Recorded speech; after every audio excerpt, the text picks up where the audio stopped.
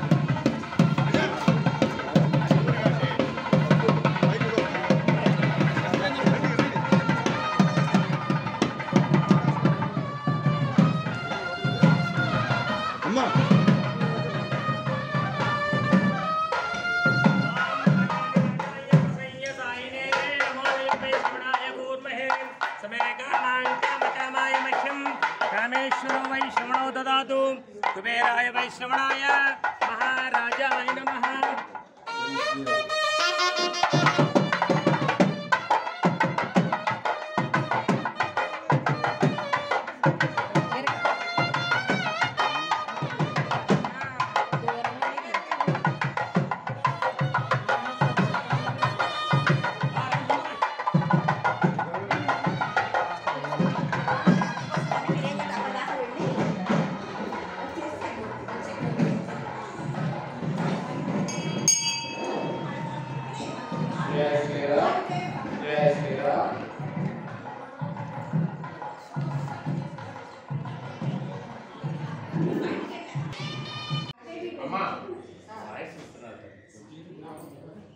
మీ పేరు సార్?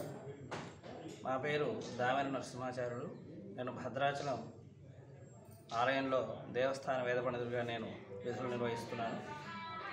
మనకి ఈ రోజు నుండి భద్రాచలంలో అదేవిధంగా ఇక్కడ నేలకొండపల్లిలో రామదాస్ గారి జయంతి ఉత్సవాలు అత్యంత వైభవపేతంగా జరగనున్నాయి.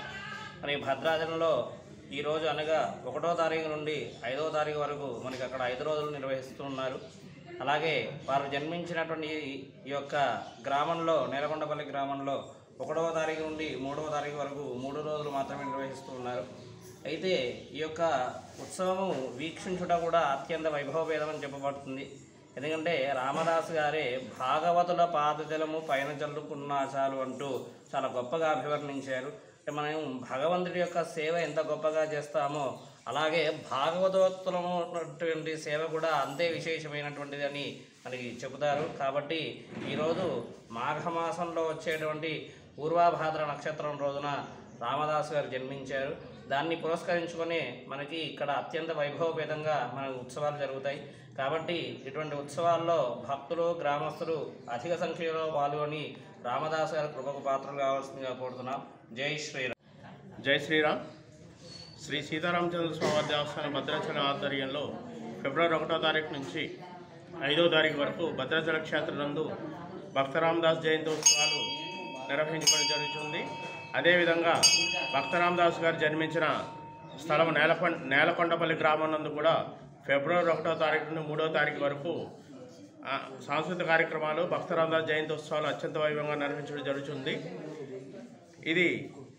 ఇటువంటి భక్త రామదాస్ కార్యక్రమాలను శ్రీయుత జిల్లా కలెక్టర్ ఖమ్మం వారు మరియు భాషా సంస్కృతి శాఖ తెలంగాణ ప్రభుత్వం ఖమ్మం వారి ఆధ్వర్యంలో అత్యంత వైభవంగా ప్రతి సంవత్సరం నిర్వహిస్తున్నారు.